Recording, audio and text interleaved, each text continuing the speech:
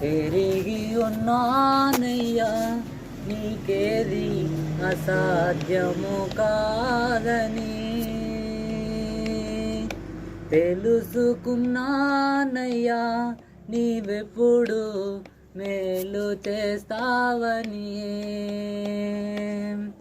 ఎరిగి ఉన్నానయ్యా నీకేది అసాధ్యము కాదని, తెలుసుకున్నానయ్యా నీవెప్పుడు మేలు చేస్తావని, మార్పులేని దేవుడనీవని మాట ఇచ్చి నెరవేర్చుతావని, మార్పులేని దేవుడనీవని మాట ఇచ్చి నెరవేర్చుతావని, మారని వాగ్దానములు మా కొరకు దాచి ఉంచినావని, మారని వాగ్దానములు మా కొరకు దాచి ఉంచినావని, ఎరిగి ఉన్నానయ్యా నీకేది అసాధ్యము కాదని, తెలుసుకున్నానయ్యా నీవెప్పుడు మేలు చేస్తావని, ఎరిగి ఉన్నానయ్యా నీకేది అసాధ్యము కాదని, తెలుసుకున్నానయ్యా నీవెప్పుడు మేలు చేస్తావని,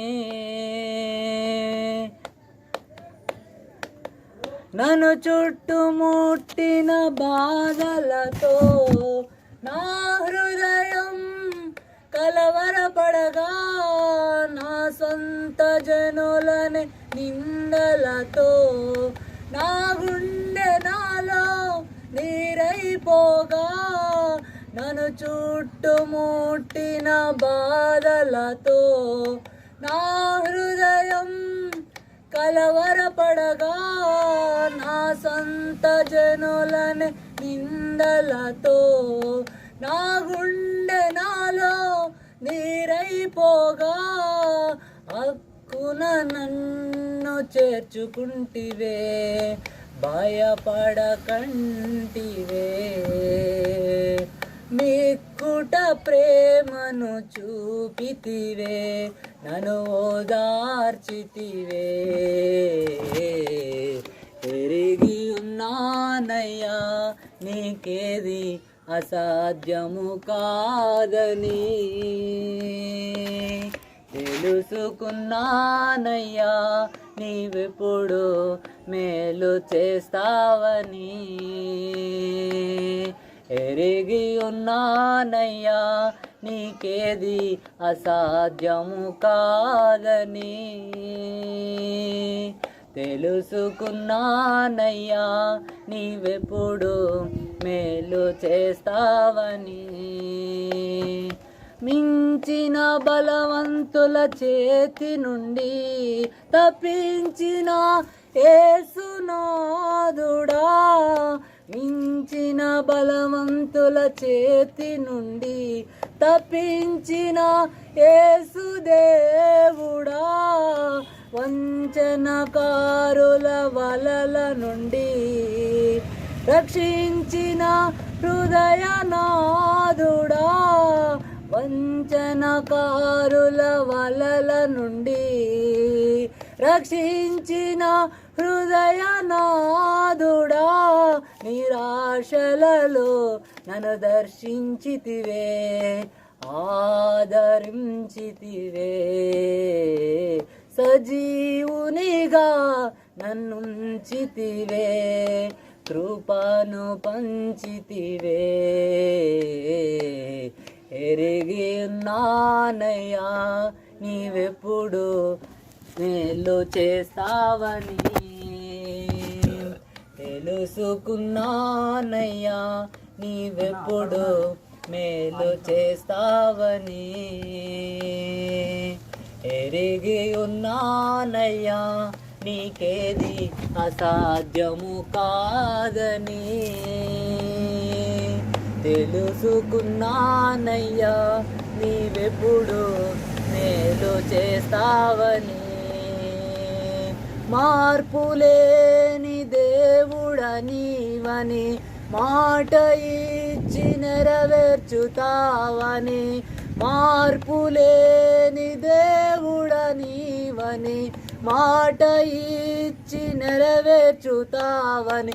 మారని వాగ్దానములు మా కొరకు దాచి ఉంచినావని. మారని వాగ్దానములు మా కొరకు దాచి ఉంచినావని. మారని వాగ్దానములు మా కొరకు దాచి ఉంచినావని. మారని వాగ్దానములు మా కొరకు దాచి ఉంచినావని. మారని వాగ్దానములు మా కొరకు దాచి ఉంచినావని. ఎరిగి ఉన్నానయ్యా నీకేది అసాధ్యము కాదని. తెలుసుకున్నానయ్యా నీవెప్పుడు మేలు చేస్తావని. మార్పులేని దేవుడనీవని మాట ఇచ్చి నెరవేర్చుతావని. మార్పులేని దేవుడనీవని మాట ఇచ్చి నెరవేర్చుతావని. మారని వాగ్దానములు మా కొరకు దాచి ఉంచినావని. మారని వాగ్దానములు మా కొరకు దాచి ఉంచినావని.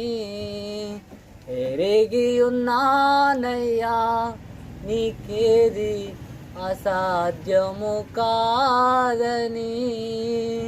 తెలుసుకున్నానయ్యా నీవెప్పుడు మేలు చేస్తావని.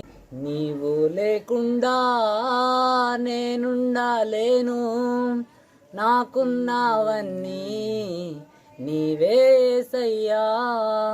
నీవు లేకుండా నేనుండలేను, నాకున్నవన్నీ నీవేసయ్యా. నా ప్రాణమా నా ధ్యానమా నా ఊపిరి నీవేసయ్యా.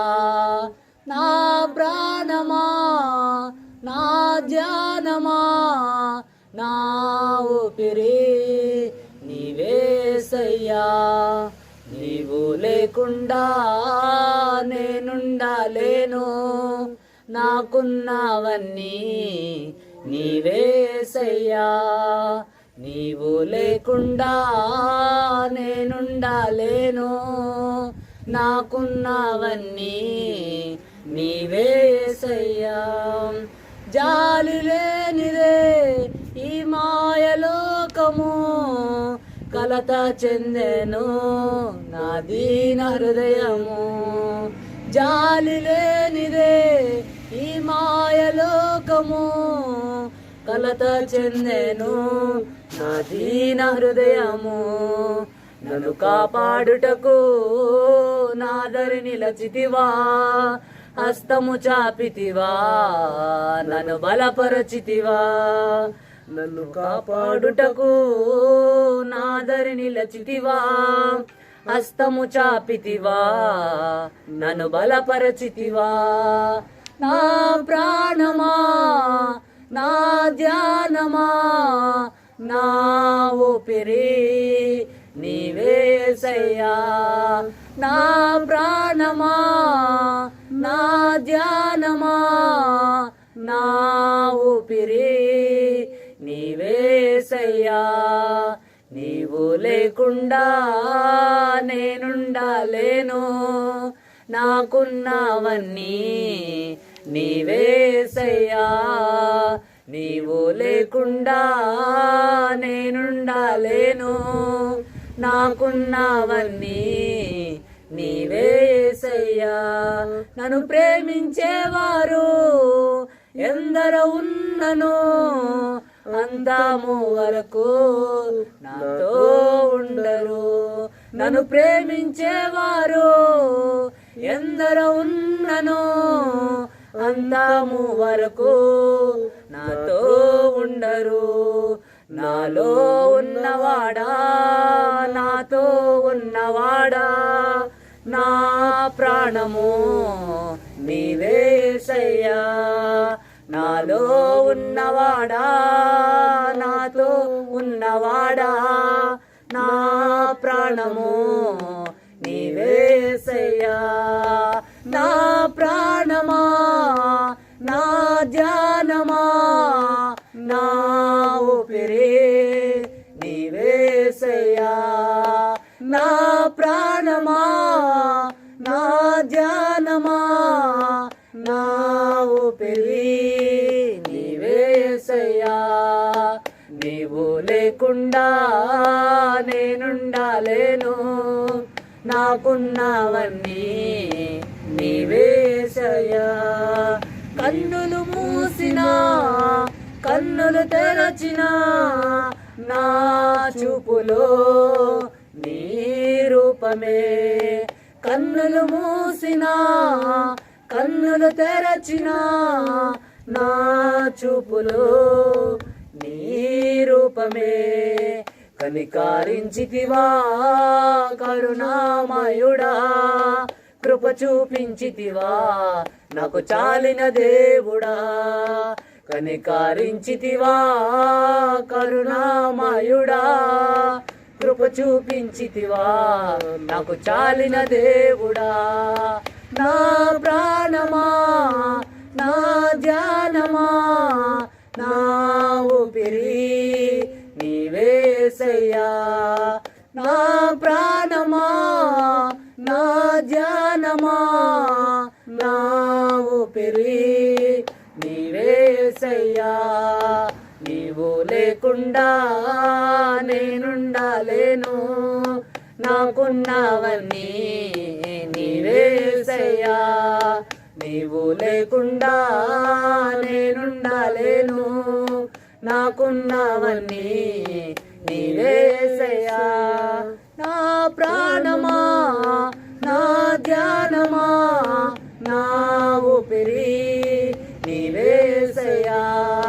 నా ప్రాణమా, నా ప్రాణమా, నా ప్రాణమా, నా ప్రాణమా, నా ధ్యానమా, నా ఊపిరి నీవే యేసయ్యా. నా ప్రాణమా, నా ధ్యానమా, నా ఊపిరి నీవే యేసయ్యా.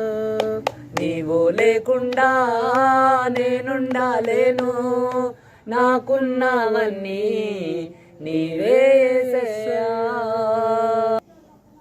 మనం కూర్చొని మాట్లాడుకున్నాం. ఫస్ట్ ఎలా మాట్లాడుకున్నాం? ఈయన సాక్ష్యం గురించి మాట్లాడుకున్నాం. జాబ్ పిలిచారు నిన్ను, అంతా ఓకే, శాలరీ అంతా కూడా ఓకే అయింది, కానీ ఆదివారం లీవు ఇవ్వలేదు. సేమ్ దీనికి సంబంధించింది ఇది కూడా, దీనికి సంబంధించింది ఇది కూడా. దేవుడు ఇజ్రాయేలీలకి ఐగుప్తు లోపల నుంచి వాళ్ళని తీసుకొని వచ్చి ఇజ్రాయెల్ దేశం వాళ్ళకి ఇచ్చి ఒక రాజులు వాళ్ళకి ఏర్పాటు చేసి, సౌలు రాజును, దావీదు రాజులను, వాళ్ళ కొడుకును సొలొమోనును అందరిని ఏర్పాటు చేసి ఒక రాజ్యముగా వాళ్ళని స్థిరపరుస్తాడు. ఒక రాజ్యముగా వాళ్ళని స్థిరపరిచి ఒక దేశం దేవుడు వాళ్ళకు అనుగ్రహిస్తాడు. ఒక దేశము వాళ్ళకు అనుగ్రహించి వాళ్ళకు ఆజ్ఞలు ఇస్తాడు, 10 ఆజ్ఞలు ఇస్తాడు. దాంట్లో చిట్ట చివరి ఆజ్ఞ దాంట్లో ఉన్నటువంటి ఒక ఆజ్ఞ ఏంటనంటే, దేవునికి మనుషులకి ఉన్న ఒక ఆజ్ఞలు ఉంటాయి, 4 ఆజ్ఞలు. మనుషులకి ఉండేటి 6 ఆజ్ఞలు ఉంటాయి. దేవునికి మనుషులకు ఉన్నటువంటి చిట్ట చివరి ఆజ్ఞ ఏంటంటే విశ్రాంతి దినాన్ని పరిశుద్ధంగా ఆచరించాలి. ఆ ఆజ్ఞను వాళ్ళు అక్కడ పాటించలేదు. విశ్రాంతి దినాన్ని పరిశుద్ధంగా ఇజ్రాయేలీలు పరిశుద్ధంగా పాటించలేదు. విశ్రాంతిని వాళ్ళు దేవుని మందిరంలోకి వెళ్ళి విశ్రాంతిగా కూర్చోలేదు. విశ్రాంతిగా దేవుని వాక్యం వాళ్ళు వినడం లేదు, వదిలేసినారు. అర్థమవుతుందా? వదిలేసినారు.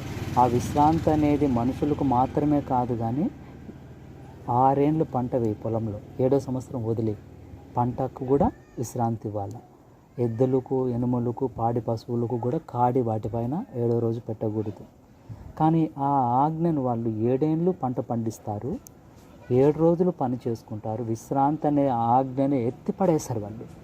దేవుడు చూసి చూసి చూసి చూసి చాలా బాధపడిపోయి ఏం చెప్తాడనంటే, మిమ్మల్ని నేను ఈ దేశంలో నుంచి తీసుకొని బయటకు వేసేస్తాను, అనేక దేశాలకు మిమ్మల్ని చెదరగొడతాను. ఒక్క ఏటు ఇట్లా కొట్టినారంటే ఇట్లా కొందరు తూర్పుకు, పడమరకు, దక్షిణ, ఉత్తరాలకు కొందరు ఎగిరిపోతారు. మీరు అన్ని దేశాలకు వెళ్ళి పడిపోతారు. ఎందుకు? విశ్రాంతి దినాన్ని పాటించలేదు. యెహెజ్కేలు గ్రంథము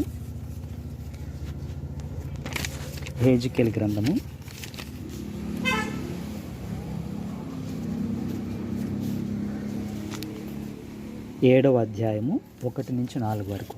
మరియు యెహోవా వాక్కు నాకు ప్రత్యక్షమై ఈలాగు సెలవిచ్చెను, నరపుత్రుడా, ప్రకటింపుము, ఇశ్రాయేలీయుల దేశమునకు అంతము వచ్చి ఉన్నది, నలుదిక్కుల దేశమునకు అంతము వచ్చేయున్నదని ప్రభువగు యెహోవా సెలవిచ్చుచున్నాడు. ఇజ్రాయేలు దేశమునకు అంతం వచ్చింది. ఇజ్రాయేలు దేశం అంటే ఎవరిది? దేవుడు వాళ్ళకి ఇచ్చినటువంటి దేశం. దేవుని పిల్లల దేశానికి ఏమొచ్చిందంట? అంతం వచ్చిందంట. చదువు. అంతము వచ్చేయున్నదని ప్రభువగు యెహోవా సెలవిచ్చుచున్నాడు. ఇప్పుడు నీకు అంతము వచ్చేయున్నది. నా కోపము నీ మీద తెప్పించు నీ ప్రవర్తనను బట్టి నీకు తీర్పు తీర్చి, నీవు చేసిన సమస్త హేయ కృత్యముల ఫలము నీ మీదికి రప్పించుచున్నాను. నీ ఎడల కటాక్షముంచకయు కనికరము చూపకయు నుండును. నేను యెహోవానై ఉన్నానని నీ వెరుగునట్లు నీ ప్రవర్తన ఫలము నీవు అనుభవింపజేసేదను. నీ హేయ కృత్యములు నీ మధ్యనే ఉండనిత్తును. చాలు. అంటే ఈ దేవుడు ఎందుకు యెషయా గ్రంథం చివరిలోను, ఇర్మియా గ్రంథం చివరిలోను వాళ్ళని భూమి యొక్క 4 దిశలకు వాళ్ళని ఎందుకు చెల్లాకొల్లగా కొట్టేస్తాడు వాళ్ళని నేను ఆలోచన చేసుకుంటున్నప్పుడు ఒకటి, వాళ్ళు విశ్రాంతి దినాన్ని పాటించలేదు. అర్థమవుతుందా? దీని గురించి చాలా రెఫరెన్సులు బైబిల్ గ్రంథంలో ఉన్నాయి, చాలా రెఫరెన్సులు ఉన్నాయి. వాళ్ళు విశ్రాంతి దినాన్ని పాటించలేదు కాబట్టే దేవుడు వాళ్ళని ఆ దేశంలో ఉండకుండా బయటకు పంపించేశాడు. అర్థమవుతుందా? ఇప్పుడు వాళ్ళు చేయాల్సిన కార్యం ఏంటి అని అంటే, తిరిగి వాళ్ళు ప్రవ్వా మా తప్పులు క్షమించండి, మా పాపాలను క్షమించండి. బయటికి పంపించినప్పుడు కూడా ఒకటి చెప్తాడు, ఎన్ని రోజులు మీరు బయట దేశాల్లో ఉంటారంటే 70 ఏండ్లు బయట దేశాలలో ఉంటారు. ఎన్ని ఏండ్లు? 70 ఏండ్లు ఆ దేశంలో దేవుని బిడ్డలు ఉండరు, వేరే దేశాలు ఉంటారు. దానియేలు బబులోన్ రాజ్యంలోకి వెళ్ళి 70 ఏండ్లు అక్కడ ఉండి 70 ఏండ్లు పూర్తి అవుతుంది. 70 ఏండ్లు పూర్తి అయిపోయినప్పుడు ఇర్మియా గ్రంథం చదువుకుంటాడు దానియేలు. ఇర్మియా గ్రంథం చదువుకొని 70 ఏండ్లు పూర్తి అయిపోయింది కదా ప్రభువా, 70 ఏండ్లు ఆ దేశంలో మేము ఉండకుండా మమ్మల్ని వెళ్ళగొడతామని నువ్వు ఇర్మియా గ్రంథంలో మీరు రాయించారు కదా, అది దానియేలు గ్రంథం ఉంది. 70 ఏండ్లు కంప్లీట్ అయినాక ప్రభువా నువ్వు చెప్పిన మాట ప్రకారం 70 ఏండ్లు పూర్తి అయిపోయింది, ఇప్పుడు మళ్ళా మమ్మల్ని తీసుకొని వచ్చి నీ దేశంలో మమ్మల్ని నాటు, తిరిగి నీ దేశంలో మమ్మల్ని నిలుపు, మమ్మల్ని తీసుకొని వచ్చి తిరిగి నీ దేశంలో మమ్మల్ని నిలుపు అనే ప్రార్థన దానియేలు ప్రార్థన చేస్తాడు. దానియేలు ఆ ప్రార్థన ఎప్పుడైతే చేస్తాడో పరలోకంకి ఆ ప్రార్థన వెళుతుంది, దేవదూత దిగొస్తాడు, అంత సమాధానం అన్నీ ఇచ్చేసి మళ్ళీ గాబ్రియేల్ దేవదూత మళ్ళీ వెళ్తుంది. ఇదంతా మనకు దాంట్లో చూస్తుంది 9, 10, 11, 12 అధ్యాయాలలో ఉంటుంది అదంతా కూడా. అయితే దానియేలు చేసిన ప్రార్థన ఒక ప్రార్థన ఏంటనంటే, మేము పాపులము, మా పితరులు పాపులు, మా పితరులు చేసిన పాపాలు నేను ఒప్పుకుంటున్నా, నేను చేసిన పాపాలు ఒప్పుకుంటున్నా. వాళ్ళు చేసిన పాపాలు ఏంటి? విశ్రాంతి దినాన్ని పరిశుద్ధ దినముగా ఆచరించలేదు కాబట్టి దేశానికి మొత్తం విశ్రాంతి ఇచ్చేస్తాడు దేవుడు. కుండ బద్దలు కొట్టినట్టు చెప్తాడు అది. మీరు విశ్రాంతి దినం పాటించలేదు కాబట్టి దేశానికి మొత్తం నేను విశ్రాంతిని ఇస్తాను, బయటకు వెళ్ళిపోండి మీరు. 70 ఏండ్లు 7 రోజులు 6 రోజులు పనిచేసి 7వ రోజు విశ్రాంతి తీసుకోవాలి కాబట్టి మీరు ఆ ఆజ్ఞను పాటించలేదు కాబట్టి 70 ఏండ్లు విశ్రాంతిని ఇస్తాను ఈ దేశానికి. అర్థమవుతుందా? వీళ్ళు మారు మనసు పొందుకొని దానియేలు మారు మనసు పొందుకొని తిరిగి రిటర్న్ వస్తాడు.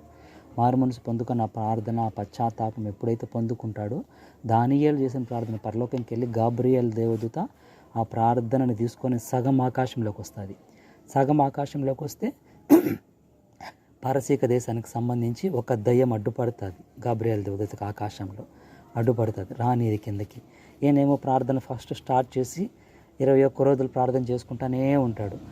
అప్పుడు మిఖాయేలు దేవదూత పరలోకం నుంచి దిగొచ్చి ఆడ ఒక దేవదూత ఉంది కదా, గాబ్రియల్ ముందు వచ్చినాడు కదా, గాబ్రియల్ ముందు వచ్చి ఒక దయ్యంతో పోరాడుతూ ఉంటాడు.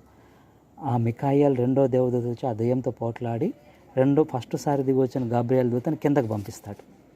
కిందకు పంపించి దానియేలుతో మాట్లాడి ఆ ప్రార్థనకు సమాధానం అన్నీ చెప్పి తిరిగి గాబ్రియల్ దూత మళ్ళీ పైకి వెళ్తాడు. పైకి వెళ్ళేటప్పుడు చెప్తాడు కింద దానియేలుకి, ఎదుగో నువ్వు ప్రార్థన చేసిన ఫస్ట్ రోజు నేను కిందకి దిగి వచ్చిన, అయితే పారసీకుల అధిపతి అంటే దేశానికి ఒక దయ్యం ఉంటుంది, దేశానికి ఒక్కొక్క దయ్యము. పారసీక రాజ్యానికి సంబంధించిన దయ్యం నన్ను అడ్డుకునింది. ఇప్పుడు నేను అక్కడికి వెళ్ళిన వెంటనే గ్రీక్కి సంబంధించిన దయ్యం వస్తుంది, గ్రీక్ దేశానికి సంబంధించిన దయ్యం వస్తుంది. గాబ్రియల్ దూతతో ఆల్రెడీ అక్కడ ఆ దయ్యంతో యుద్ధం చేస్తున్నాడు, నేను కూడా వెళ్ళి యుద్ధం చేసి పరలోకంకి వెళ్తాం. అంటే అర్థం ఏంటి? మనం చేస్తున్న ప్రార్థనలు పరలోకంకి వెళ్ళతాయి, అయితే ప్రార్థనలు పరలోకానికి చేరకుండా దయ్యాలు అడ్డుపడతాయి. ఇంటికి వెళ్ళి 9వ అధ్యాయం 10వ అధ్యాయం 11వ అధ్యాయం 12వ అధ్యాయం మీరు చదవండి దానియేలు గ్రంథం. క్లియర్గా నేను చెప్పినటువంటిది సందేశం అందులో ఉంటుంది. అర్థమవుతుందా?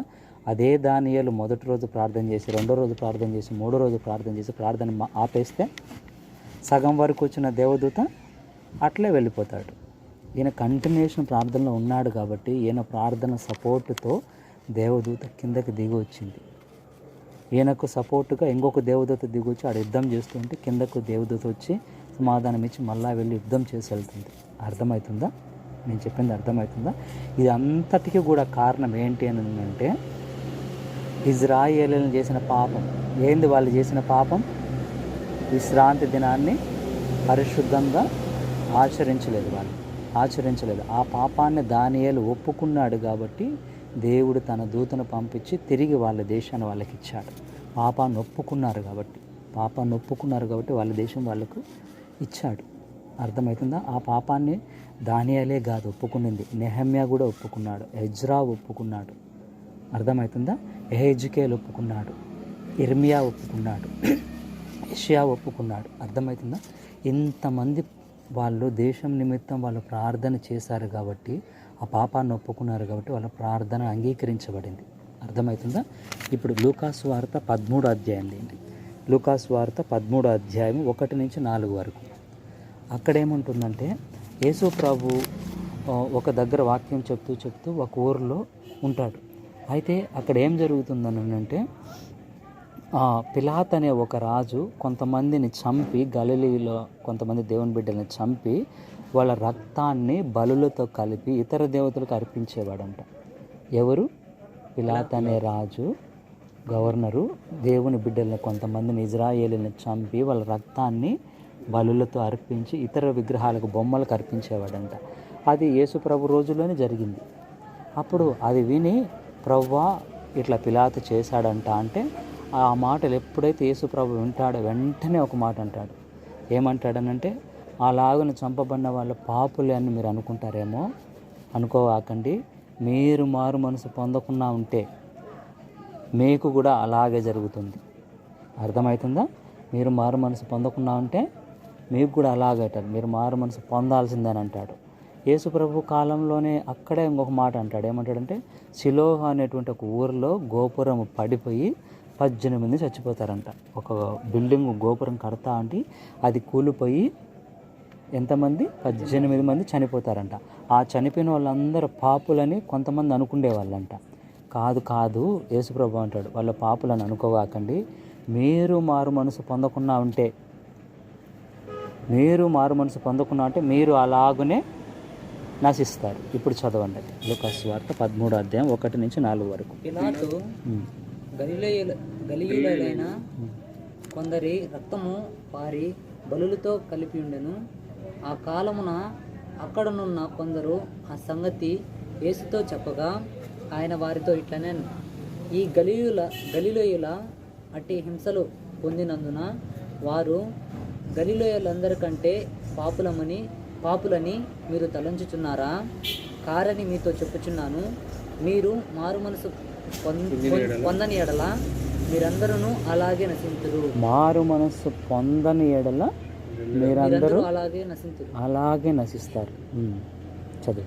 మరియు సిలోయములోని గోపురము పడి చచ్చిన ఆ 18 మంది యెరూషలేములో కాపురమున్న వారందరికంటే అపరాధులని తలంచుచున్నారా? కారని మీతో చెప్పుచున్నాను, మీరు మారు మనసు పొందని ఎడల మీరందరూ అలాగే నశించురు. మారు మనసు పొందని ఎడల మీరందరూ అలాగనే నశించరు. అంటే యేసు ప్రభు తన ఊరు తిరుగుతూ చెప్పుతున్న సందేశంలో ఒక సందేశం ఏంటంటే మారు మనస్సు పొందండి. ఇప్పుడు బాగా ఆలోచన చేసుకుంటే ఎవరు వాళ్ళు? ఎవరికి చెప్తున్నాడు యేసు ప్రభు? ఇజ్రాయేలీలకు చెప్తున్నాడు, దేవుని బిడ్డలకు చెప్తున్నాడు. ఎవరికి చెప్తున్నాడు? మారు మనసు పొందమని ఎవరికి చెప్తున్నాడు? దేవుని బిడ్డలకి. మనం ఏజ్కేల్ కింద 7వ అధ్యాయంలో మనం చదువుకున్నది వాళ్ళు ఎవరు? ఇజ్రాయేలీలు. అంటే దేవుని బిడ్డలు, దేవుని పిల్లలు వాళ్ళు. అయినా కూడా వాళ్ళకి ఏం అవసరమైంది? మారు మనస్సు అవసరమైంది. మనం ప్రకటన గ్రంథము చూసుకున్నప్పుడు 7 సంఘాలకు సంబంధించిన పాస్టర్లకి లెటర్లు రాస్తాడు. 7 సంఘాలకి. ప్రతి పాస్టర్కి ఏమని చెప్తాడు? ఇదిగో నీలో ఈ తప్పు ఉంది, మారు మనసు పొందు. లేకన్నా అంటే మీ దీపస్తంభం తీసేస్తా, లేకన్నా అంటే నేను మిమ్మల్ని చంపేస్తా, లేకన్నా అంటే మీకు ఈ కీడు వస్తుంది. ప్రతి పాస్టర్కి బుద్ధి చెప్తూ మారు మనసు పొందండి అని ఉంది. మీరు గమనించినారా? పాస్టర్లు అయినా కూడా మీరు మళ్ళీ ఇంటికి వెళ్ళిన తర్వాత ప్రకటన గ్రంథం 1, 2, 3 అధ్యాయాలు చదవండి. పాస్టర్లకు కూడా మీరు మారు మనసు పొందాలని వాక్యం చెప్తుంది. ఏజ్కేల్ 7వ అధ్యాయంలో దేవుని బిడ్డలు మారు మనసు పొందాలని చెప్తుంది. లూకాసు వార్త 13వ అధ్యాయంలో దేవుని బిడ్డలు మారు మనసు పొందాలని చెప్తుంది. సరే, మనం ఏ విషయాలలో మారు మనసు పొందాలి? ఒకటి మనం ముందు కళ్ళెదుటికి వచ్చేది ఏంటంటే మందిర విషయాలలో మనం మారు మనసు పొందాలి. మందిరం విషయంలో మారు మనసు పొందాలి. దేవుని ఆజ్ఞ ఏంటనంటే విశ్రాంతి దినాన్ని పరిశుద్ధంగా ఆచరించాలి. దేవుని మందిరానికి మనం ఖచ్చితంగా వెళ్ళాలి. ఒకవేళ నువ్వు వెళ్ళకుండా నువ్వు కేర్లెస్గా తీసుకొని వదిలేస్తూ మందిరానికి అటెండ్ కాకుండా ఉన్నావనంటే దేవుడు లెక్క అడుగుతాడు. లెక్క అడిగేదట పక్కన పెట్టు. ఏజ్కేల్ 7 గ్రంథంలో దేవుడు ఏం చేశాడు? వాళ్ళకి శిక్షించినాడు. అర్థమవుతుందా? దేవుని పరిశుద్ధంగా మనం ఆ మందిరాన్ని సరిగా చూసుకోకుండా ఉన్నామంటే మలాకీ గ్రంథము 3వ అధ్యాయము 10వ వచనం. మలాకీ 3:10. అందులో కూడా ఏముంటుందనంటే నా మందిరాన్ని మీరు సరిగా చూసుకోవడం లేదు. అర్థమవుతుందా? నా మందిరంలో అన్నీ సెట్ చేస్తున్నారనంటే నా మందిరంలో మీరు అన్నీ సెట్ చేస్తున్నారనంటే మీకు ఏమేమి అవసరతలు ఉన్నాయో అవన్నీ నేను తీరుస్తా, మిమ్మల్ని స్వస్థపరుస్తా, మిమ్మల్ని ఆశీర్వదిస్తా. అర్థమవుతుందా? మందిరంలోకి అన్నీ తెచ్చిపెట్టాలనంటే ముందు ఆ మనిషి మందిరంలోకి అడుగు పెట్టాలి. గమనించినారా మీరు? అది ఇప్పుడు చదవండి. అది నా మందిరములో ఆహారం ఉన్నట్లు 10వ భాగమంతయు మీరు నా మందిరపు నిధిలోనికి తీసుకొని రండి. తీసుకురావాలంటే అర్థమైంది, ముందు అడుగు పెట్టాల. అర్థమవుతుందా? దేవుని మందిరంలోకి ఎప్పుడైతే వచ్చి దేవుని మందిరంలో పరిచర్య చేస్తారో, అర్థమవుతుంది కిరణ్? దేవుని మందిరంలోకి అడుగు పెట్టి దేవుని మందిరంలో పరిచర్య ఎప్పుడైతే చేస్తారో, మందిరానికి ఎప్పుడైతే మీరు సపోర్ట్గా ఉంటారో, ఇప్పుడు ప్రతి ఒక్కరు ఇవ్వాలని రూల్ అయితే లేదు. ఉన్న వాళ్ళు ఇవ్వగలుగుతారు, లేని వాళ్ళు ఇవ్వలేరు. కానీ యేసుప్రభు ఏమన్నాడు? మందిరంలో కూర్చొని ఉన్నాడు యేసుప్రభు. ఒక ముసలాం వచ్చి 2 నాణ్యాలు వేసింది. 2 నాణ్యాలు 2 కాసులు వేస్తే ఇదేనా నువ్వు వేసేది అని ఆ కానుక డబ్బాల దగ్గర ఆ పక్కనుండే యాజకులు గద్దిస్తారు. ప్రభు ఏమంటాడు?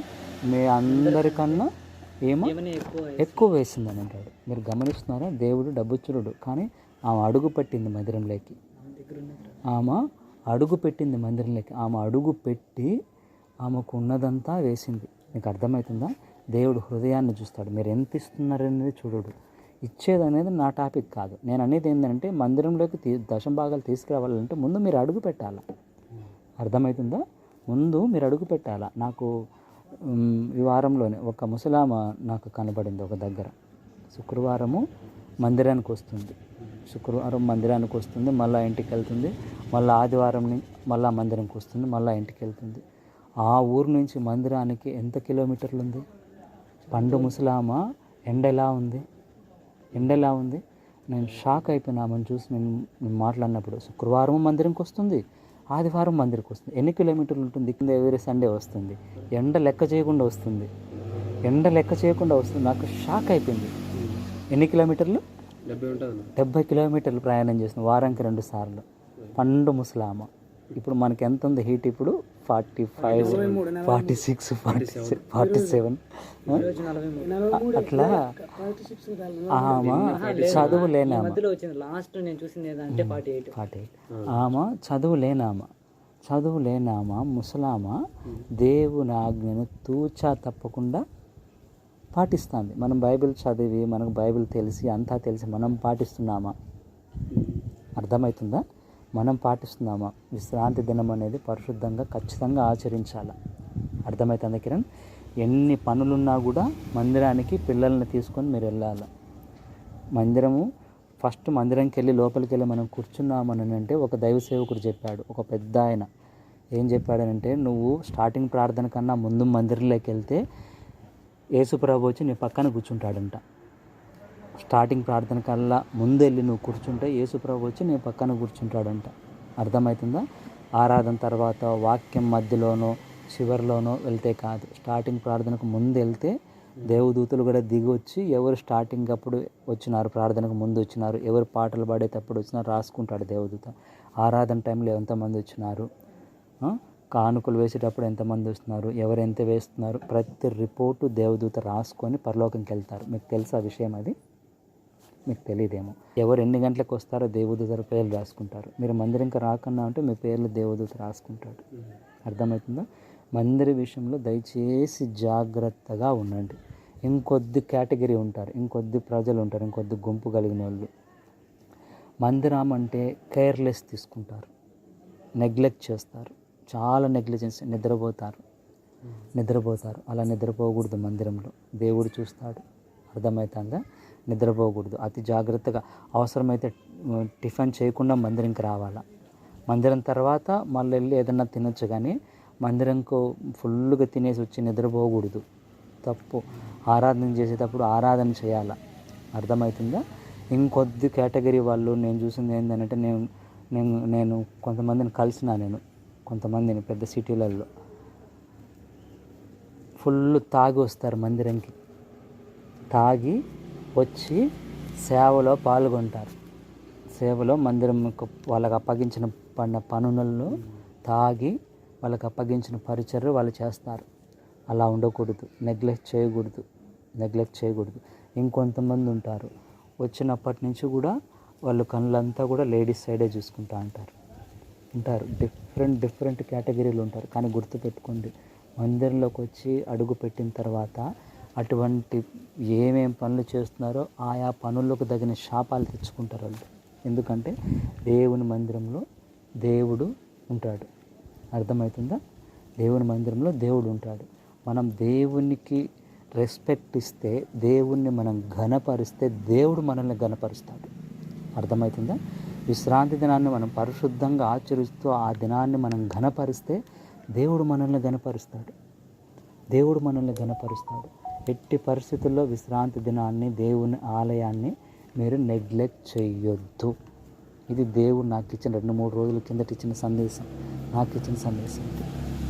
అర్థమవుతుందా? ఇప్పుడు దేవుని ఆలయము మనము పరిశుద్ధంగా ఘనపరచుకోవాలి. ఇంకొకటి, ఎక్కడ మనం మారు మనసు పొందాలా? లూకాసు వార్తలో చదువుకున్నాం కదా, మారు మనసు పొందకుండా అంటే మీరు అలాగే నశిస్తారు. మనం ఎక్కడ మారు మనసు పొందాలా? మందిరం విషయంలో మనం మారు మనసు పొందాలా. దేవుని దగ్గర మీరు ఎక్కడ పొరపాట్లు జరుగుతున్నాయో ఆలోచించండి. మంచి ఆరాధన జరుగుతూ ఉంటుంది, మీరేమో కళ్ళు మూసుకొని ఉంటారు. ఇంట్లో మా అమ్మ ఏం బిర్యానీ చేసిందో అనే ఆలోచనలతోనే ఉంటారు ఇంకొంతమంది. అర్థమవుతుందా?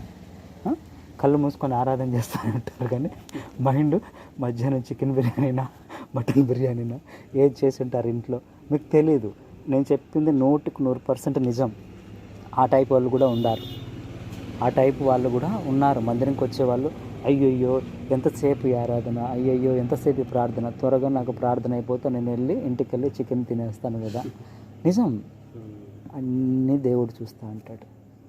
అన్నీ దేవుడు చూస్తూ ఉంటాడు. మందిరంకి వెళ్ళి అడుగు పెట్టేటప్పటికి ఫస్ట్ స్టార్టింగ్ ప్రేయర్ నుంచి చివరి వరకు కూడా ఫుల్ అటెన్షన్ అవ్వండి, ఫుల్ కనెక్ట్ అవ్వండి దేవునితో. దయచేసి పాటలు పాడేటప్పుడు మీ మనసుతో ఆత్మతో ఫీల్ అవుతూ పాడండి.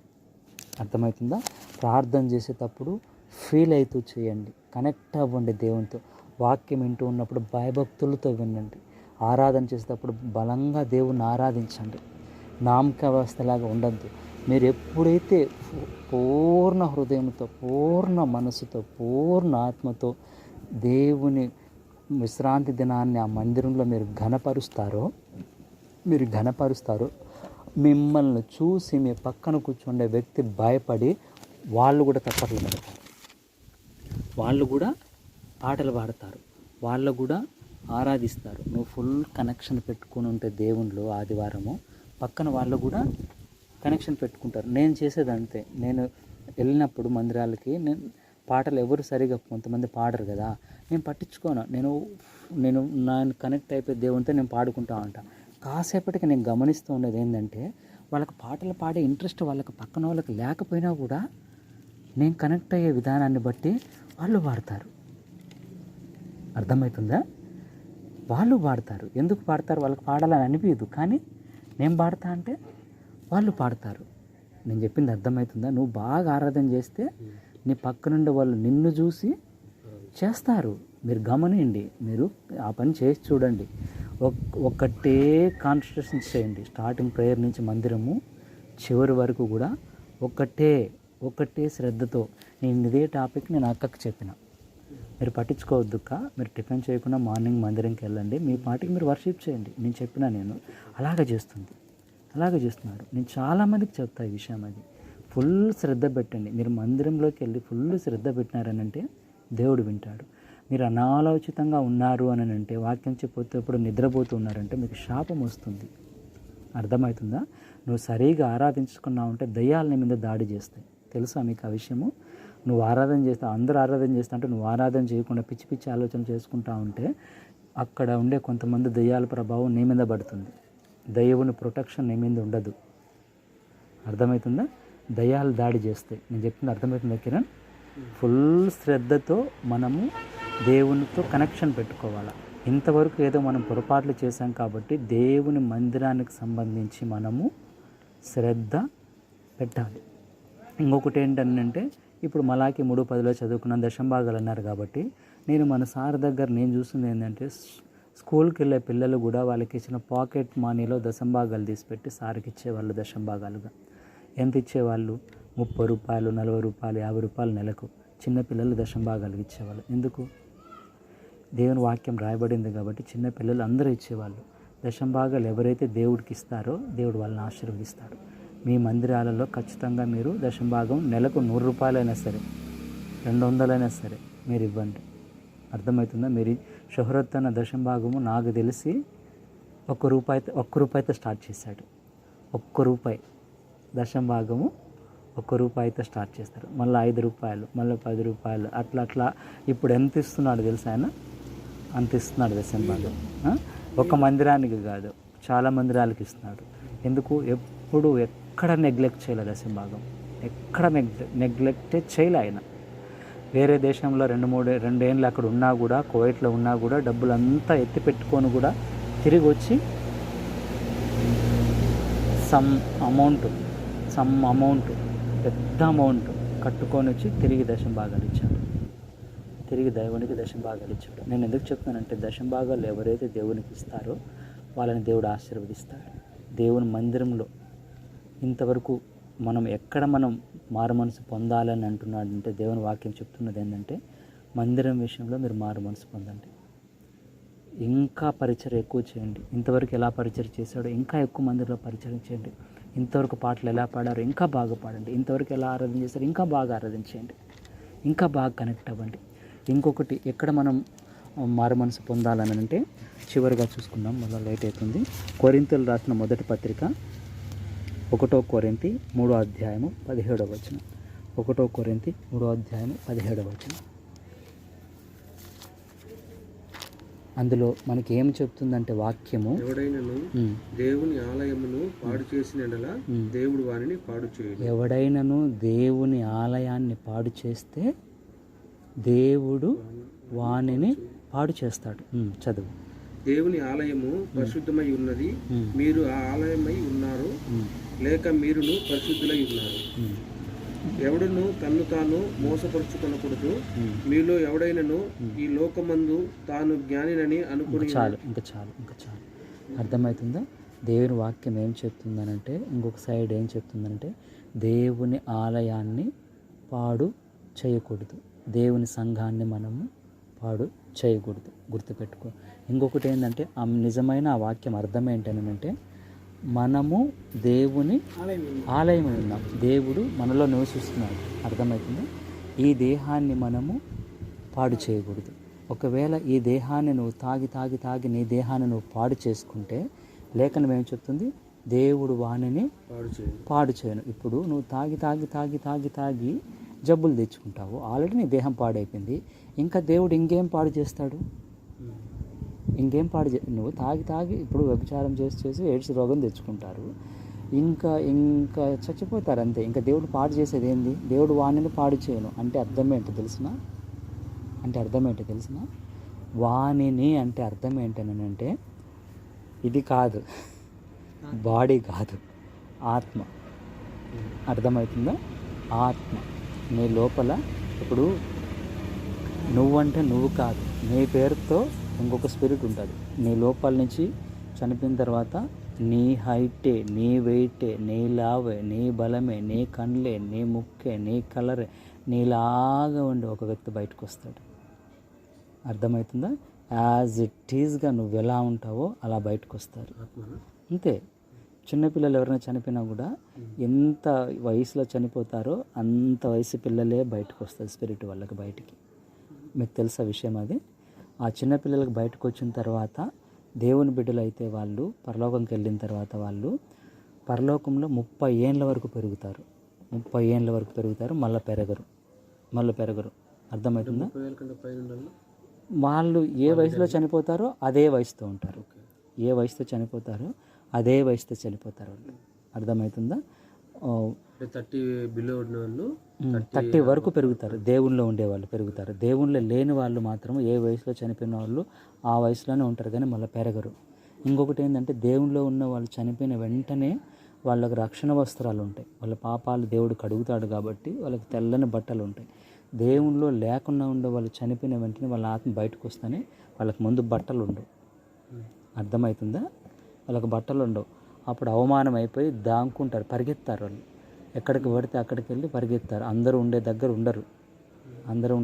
వాళ్ళు చీకటి తావులలో వెళ్ళి దాక్కుంటారు. వాళ్ళు సరిగా ఉండరు. వాళ్ళు చాలా ఘోరమైన పరిస్థితి. వాళ్ళు దేవునిలో ఉండకుండా చనిపోయిన వాళ్ళ ఆత్మ పరిస్థితి చాలా ఘోరమైంది. దేవుని వాక్యం ఏం చెప్తుందనంటే, నీ ఒళ్ళు నీది కాదు, దేవుడిది. దేవుడు ఒక ఉద్దేశం ప్రకారం భూమి మీద నిన్ను పుట్టించుకున్నాడు. ఒక అసైన్మెంట్ నీకుంది, ఒక చిత్తం ఉంది, ఒక ప్రణాళిక ఉంది, ఒక పని ఉంది నీకు. ప్రతి ఒక్కరికి ఒక్కొక్క పని ఉంది. ఆ పనిని నువ్వు పూర్తి చేయాలి. ఆ పనిని నువ్వు పూర్తి చేయాలంటే శరీరం అవసరం దేవుడికి. నీ శరీరం దేవునికి అవసరం. దేవునికి నీ ఒళ్ళును అప్పగించుకోకుండా నీ ఇష్టం వచ్చినట్టు నువ్వు తాగుతా, వ్యభిచారం చేస్తా, దొంగతనం చేస్తా, నీ ఇష్టం వచ్చినట్టు డ్రగ్స్కి అడిక్ట్ అయ్యి, నీ ఇష్టం వచ్చినట్టు పాప జీవితానికి నువ్వు ఫుల్ ఫుడ్ తింటా ఉన్నా కూడా డేంజర్ అవుతుంది. ఫుల్ ఎక్కువ తిన్నా కూడా డేంజర్ అవుతుంది. నీ ఆరోగ్యాన్ని నువ్వు శ్రద్ధ పెట్టుకొని నీ ఒళ్ళుని దేవునికి సజీవ యాగంగా దేవుని బలిపీఠం పైన సమర్పణ చేసుకోవాలి దేవునికి. ఎప్పుడైతే నీ ఒళ్ళును నువ్వు దేవునికి సజీవయాగంగా సమర్పణ చేసుకుంటావో నీ ఒంట్లోపలికి దేవుడు వస్తాడు. నీ దేహం అనే దేవాలయంలోనికి దేవుడు వచ్చి నివసించి నిన్ను వాడుకుంటాడు. తన చిత్తాన్ని నీ లోపల నుంచి నెరవేర్చుకుంటాడు. నువ్వు నీ దేహంతో పాపానికి అప్పగించుకుంటే, శరీరేచ్ఛలకు అప్పగించుకుంటే, సినిమాలకు నీ కళను అప్పగించుకుంటే ఎలా దేవుడు పనిచేస్తాడు నీ లోపల నుంచి? నీ నోటిని బూతులు తిట్టడానికి నువ్వు అప్పగించుకుంటే నీ నోటిలో నుంచి ప్రజలతో ఎలా మాట్లాడతాడు? కోపగించుకుంటే ఎలా మాట్లాడతాడు? ప్రజలతో మాట్లాడలేడు. నీ కళ్ళు, నీ చెవులు, నీ ముక్కు, నువ్వేం వింటున్నావు, నువ్వేం చూస్తున్నావు, నువ్వు నీ ఆలోచనలు కూడా దేవునికి సమర్పణ చేసుకున్నప్పుడు దేవుడు నీ లోపల నుంచి ప్రజలను తాకుతాడు. అలా లేకుండా ఇంతవరకు నీ ఇష్టం వచ్చినట్టు నీ ఒళ్ళు అనే దేవాలయాన్ని, నీ దేహం అనే మందిరాన్ని నీ ఇష్టం వచ్చినట్టు నువ్వు వాడుకున్నావు అని అంటే దేవుడు శిక్షిస్తాడు. మీరు ఆ గోపురం పడి చనిపోయిన వాళ్ళలాగా మీరు చనిపోతారు. ఆ పిలాతు రక్తం బలులకు కలిపినట్టు చేశారు కదా, అలాగే నశిస్తారు మారు మనసు పొందుకుంటే. దేవుడు తన పిల్లల్ని ఎర్ర సముద్రం చీల్చి ఐగుప్తులోంచి తీసుకొని ఇజ్రాయెల్ దేశంలో పెడితే ఎహెజ్కేలు 13వ గ్రంథంలో ఏముంది? ఇజ్రాయేలీలను వాళ్ళ దేశం నుంచి చెదరగొడతాడనుంది. మారు మనసు పొందకుంటే మనం ఏ విషయాలలో మారు మనసు పొందాలి? ఒకే అంశం చెప్తున్నా, మందిరం విషయంలో మనం మారు మనసు పొందాలి. అర్థమవుతుందా? ఇంకొక మందిరం ఏంటి? మన ఒళ్ళు, మన దేహం. ఈ విషయాలతో మనం జరిగించిన పనులన్నిటిని బట్టి కూడా మనము మారు మనసు పొందాలి. ఇంతవరకు మనం బూతులు తిట్టాం, ప్రభువా నన్ను క్షమించు. ఇంతవరకు మనము సినిమాలు చూసాం, నన్ను క్షమించు. ఇంతవరకు నేను తాగి నా ఒళ్ళుకు హాని కలిగించేది అన్ని పనులు చేశాను, నా ఒళ్ళు హానికరం కలిగించే పనులు ఇంకా నేను చేయను, నన్ను క్షమించు. మందిరంలో అజాగ్రత్తగా ఉన్నాను, నన్ను క్షమించు. నా దేహంతో నేను చేసిన పాపాలని బట్టి కూడా నన్ను క్షమించు. ఈ 2 విషయాలకు సంబంధించి మనము మారు మనస్సు పొందుకోవాలి. మనము మారు మనసు పొందుకున్నప్పుడు మనము కీడు నుంచి, నాశనం నుంచి తప్పించబడతాము. లేదు, మందిరంకి వెళ్తూనే ఉంటా, నేను అజాగ్రత్తగానే ఉంటా, అయోగ్యంగానే నేను బలలో చేయి వేస్తా. ఏం చెప్తుంది లేఖనం? అయోగ్యంగా చేయి వేయడం వల్ల మీలో అనేకులు నిద్రిస్తున్నారు, అనేకులు చనిపోతున్నారు. అర్థమవుతుందా? మందిరంలోకి వెళ్ళి తూగుతా, నిద్రపోతూ, అనాలోచితంగా ఉండి, పాపంలోనే ఉండి బలలో చేయి వేస్తే వాక్యం ఏం చెప్తుంది? రొట్టె ద్రాక్షరసము పాపంలో ఉండి తీసుకుంటే ఏమవుతుంది వాక్యము? శాపగ్రస్తులు ఒకటే కాదు, అనేకులు నిద్రించున్నారు. అంటే అర్థమైంది, చనిపోతున్నారు. అర్థమవుతుందా? చనిపోతారు. ఎలా అంటే అలా మందిరంలో రొట్టె ద్రాక్షరసం తీసుకోకూడదు. అందుకు ఆదివారం మందిరం విషయంలో మనము మారు మనసు పొందుకోవాలి. మన దేహం అనే ఆలయంతో మనం చేసిన పాపాల విషయమయ్యి మనం మారు మనసు పొందుకోవాలి. పెద్ద పాపాలు, వ్యభిచారం, నరహంతకులు, తాగుడు, ఇవే డ్రగ్స్, అది పక్కన పెట్టినా కూడా మన దేహంతో, తలంపులతో సనుగు, సహోదరుని చూసి వ్యర్థుడా అంటే నరకంకి వెళ్ళిపోతారన్నది వాక్యం.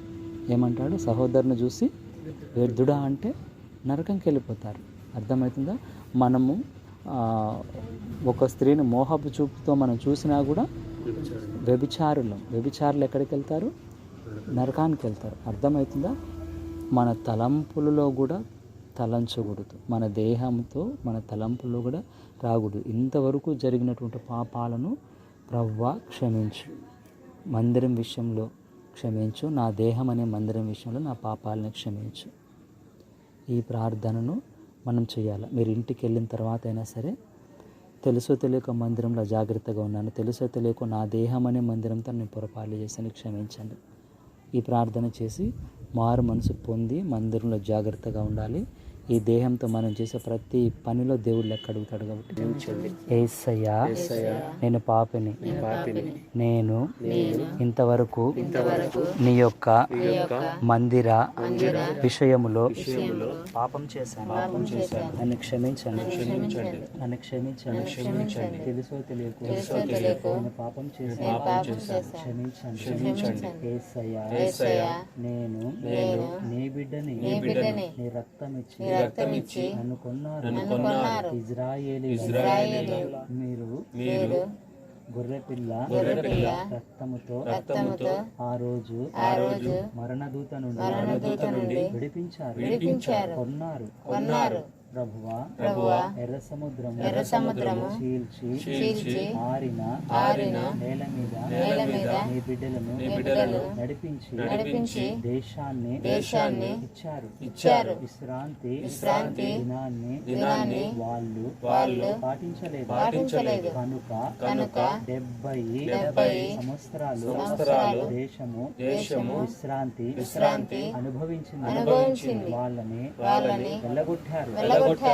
నీ యొక్క ఆజ్ఞను వాళ్ళు పాటించలేదు. శిక్షను వాళ్ళు పొందుకున్నారు.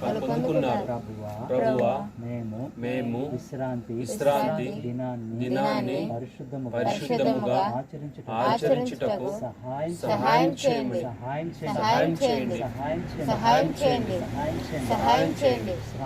విశ్రాంతి దినము పరిశుద్ధముగా ఆచరించడానికి నాకు నేర్పించండి. విశ్రాంతి దినాన్ని ఆచరించకుండా అడ్డుపడే దయ్యాలను పారదోలండి.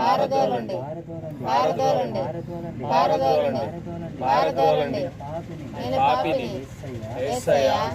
విశ్రాంతి దినాన్ని మందిరాన్ని నేను సరిగా పాటించలేదు. సరిగా పాటలు పాడలేదు. సరిగా ప్రారంభ ప్రార్థనకు ముందే పోలేదు. సమయానికి మందిరానికి వెళ్ళలేదు. క్షమించండి. సరిగా పాటలు పాడలేదు. సరిగా ఆరాధించలేదు. సరిగా వాక్యము వినలేదు. క్షమించండి.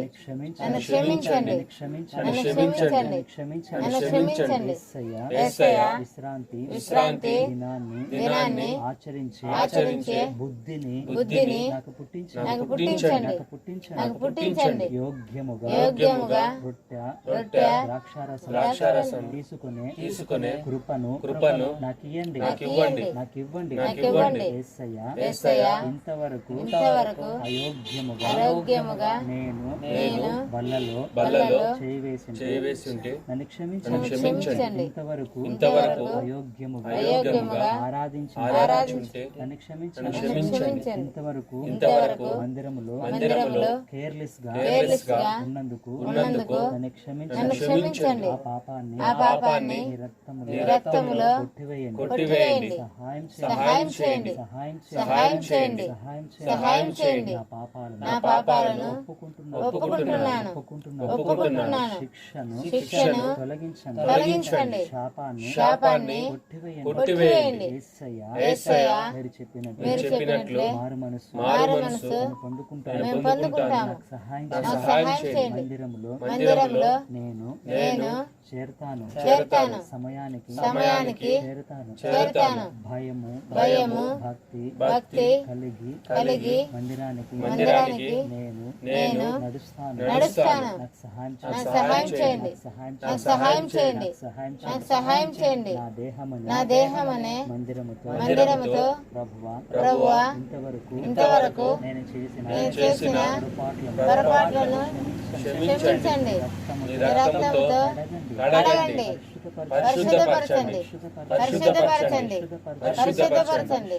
పరిశుద్ధపరచండి. నోటి మాటలు యేసు రక్తంతో కడగండి. నా కన్నులను యేసు రక్తంతో కడగండి.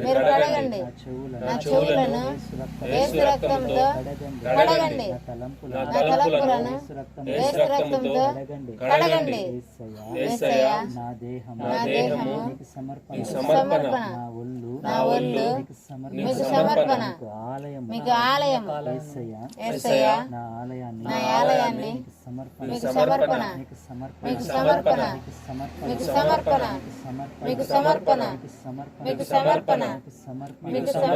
దేవుని ఆత్మ నా దేహమును మీకు సమర్పణ.